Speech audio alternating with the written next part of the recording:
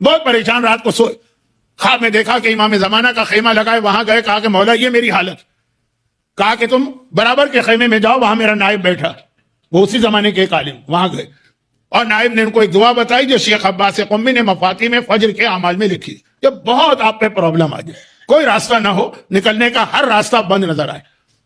تو وہ یہی ہے نا کہ نماز کے بعد پہلے اپنا ہاتھ اپنے دل پہ رکھو 70 ٹائمز کو یا فتح،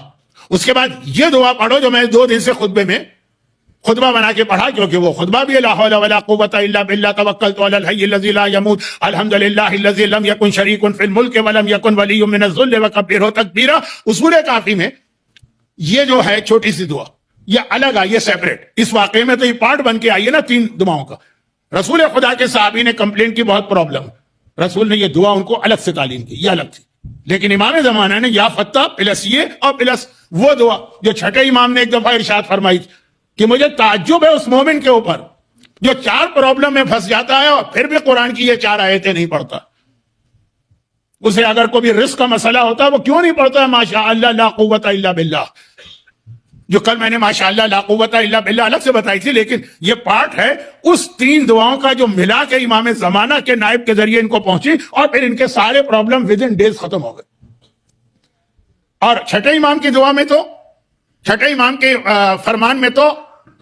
ہر آیت کے ساتھ اس کا رزلٹ بتایا، کہا کہ روزی کے رزق کی پریشانی ہے، کیوں یہ نہیں پڑھتے؟ کیونکہ اس کے فوراً بعد خدا نے کہا وَعَسَىٰ رَبِّي أَن يُؤْتِينَا خَيْرًا، بہت جلد اللہ تمہیں بہت ہی خیر و برکت عطا کرے. اس آیت، یہ آیت سورہ کہف کے اس کے بعد دیکھ لیجیے. اور اگر کسی کو دشمن کا خوف ہے تو کیوں نہیں پڑھتا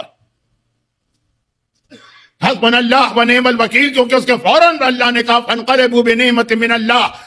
جنہوں نے یہ دعا پڑھی اللہ نے نعمتوں کی بارش ان پہ کر دی. اور اگر کسی کو پریشانیاں ہیں تو کیوں نہیں پڑھتا سبحانک لا الہ الا انت انی کنت من الظالمین، کیونکہ اس کے فوراً بعد قرآن نے کہا فاستجبنا له ونجیناہ من الغم وکذلک ننجی المؤمنین. امام ہر دعا، ہر آیت کے ساتھ بتا رہے ہیں اس کے ساتھ کون سی آیت. اور اگر کبھی ظالم حکمران تلوار لے کے کھڑا ہے کیوں نہیں پڑھتے وفوض امری الی اللہ ان اللہ بصیر بالعباد، کیونکہ فوراً قرآن نے کہا فوقع اللہ سیئات ما مکروا، اللہ نے اس آدمی کو ظالموں سے بچا لیا. تو اب یہ جو ایک الگ حدیث، یہ ایک الگ حدیث، وہ توکلت علی الحی الذی الگ حدیث، وہ رسول کی ہے یا امام کی ہے. رسول کا لقب بھی صادق ہے، اس امام کا لقب بھی صادق ہے جن کی حدیث. دونوں صادقین کو ملا کر امام زمانہ نے یا فتح، فتح کے معنی راستہ کھولنے والا.